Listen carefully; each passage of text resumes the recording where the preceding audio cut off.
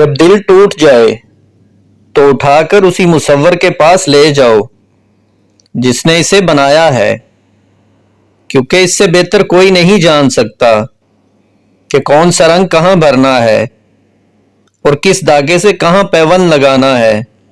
جس زبان سے آپ نے کسی انسان کی تعریف بیان کی ہوئی ہے، اس زبان سے کسی انسان کی خامی بیان نہ کرنا۔ اچھی سوچ اور اچھی نیت والوں کو سکون ڈھونڈنا نہیں پڑتا، ان کی سوچ ہمیشہ نکھری صبح کی طرح اجلی اور پاکیزہ ہوتی ہے۔ اور ناظرین، دل کے دروازے کبھی کسی کے لیے مکمل بند نہ کریں۔ غلطیاں انسانوں سے ہی ہوتی ہیں، بعض لوگ واپس لوٹنا بھی چاہتے ہیں لیکن انہیں دروازے ہی بند ملتے ہیں۔ اگر اپنے سر پہ عزت کا تاج چاہتے ہو تو اپنے غرور کو پاؤں کے نیچے رکھا کرو۔ انسان کی ہر سانس ایک خزانہ ہے، ایسا نہ ہو کہ تمہارا کوئی سانس بیکار جائے اور قیامت کے دن اپنے خزانے کو خالی دیکھ کر تمہیں شرمندگی اٹھانی پڑے۔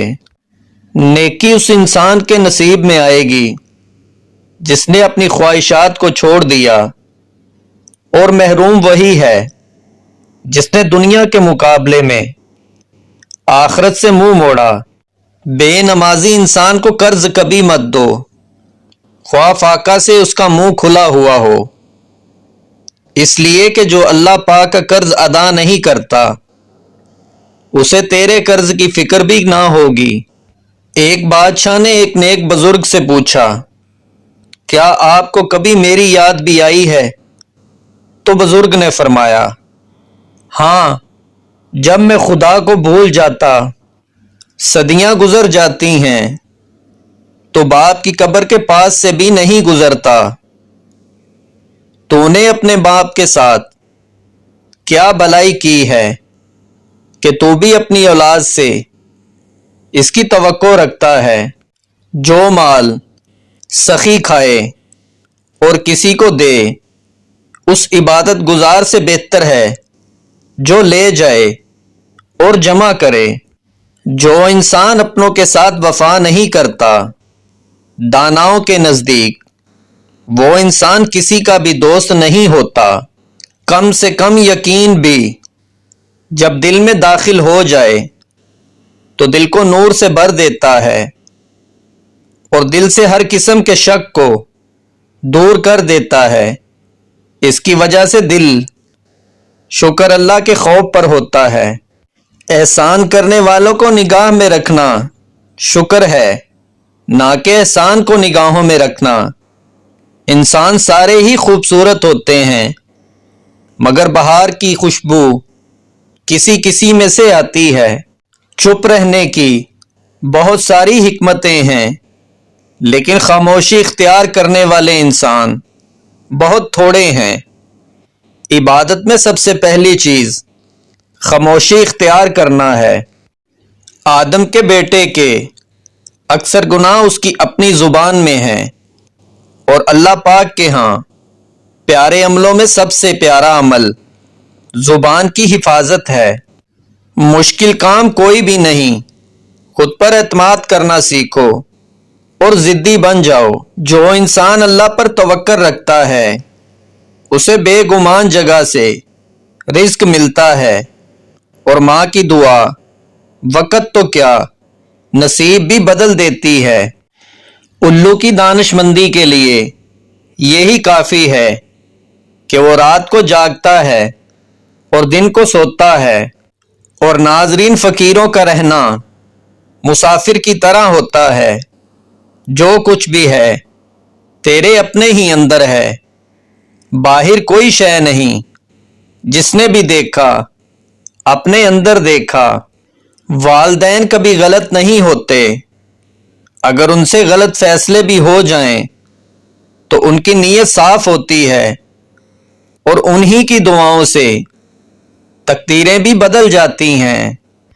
رشتہ کوئی بھی ہو جتایا نہیں جاتا بلکہ نبھایا جاتا ہے، پھر چاہے وہ دور کا ہو یا پاس کا، اور ناظرین کبھی بھی ضرورت سے زیادہ اچھے نہ بنو ورنہ عزت کھو دو گے اپنی۔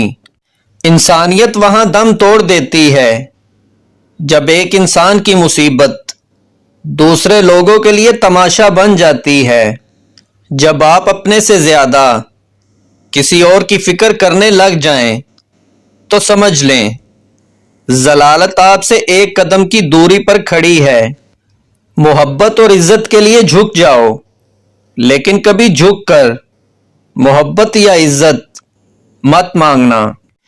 پوچھتا ہے جب کوئی مجھ سے کہ دنیا میں محبت ہے کہاں، تو میں مسکرا دیتا ہوں اور یاد آ جاتی ہے ماں۔ ختم ہو گئے ان لوگوں سے بھی رشتے جن سے مل کر لگتا تھا یہ زندگی بھر ساتھ دیں گے۔ اور ناظرین جس دن تم دوسروں کا درد خود میں محسوس کرنے لگو تو سمجھ لینا کہ تم اشرف المخلوقات ہو۔ وہ انسان جو اپنے موجودہ حالات پر راضی نہیں ہے وہ غریب ہے۔ جس آدمی کی خواہش اس کے حاصل سے زیادہ ہے وہ غریب ہے۔ جس آدمی کو مزید کی ضرورت ہے وہ بھی غریب ہے۔ اللہ پاک ان چیزوں سے کینہ رکھتا ہے، اونچی آنکھیں، جھوٹی زبان، وہ دل جو بڑے منصوبے بنائے، وہ گواہ جو جھوٹ بولے، وہ انسان جو اپنے بھائیوں کے درمیان جھگڑا پیدا کرے، وہ پاؤں جو جلدی برائی کی طرف دوڑیں، وہ ہاتھ جو بے گناہ کو نقصان پہنچائیں۔ جس بات کا تم لوگ علم نہیں رکھتے منہ سے مت کرو، اور جو جانتے ہو وہ مستحق کو بتانے میں دریغ نہ کرو۔ بدگمانی سے بچو، کیونکہ بدگمانی بڑی جھوٹی بات ہے، اور نہ کسی کی بات چھپ کر سنا کرو، اور نہ کسی کے عیب کی جستجو کرو۔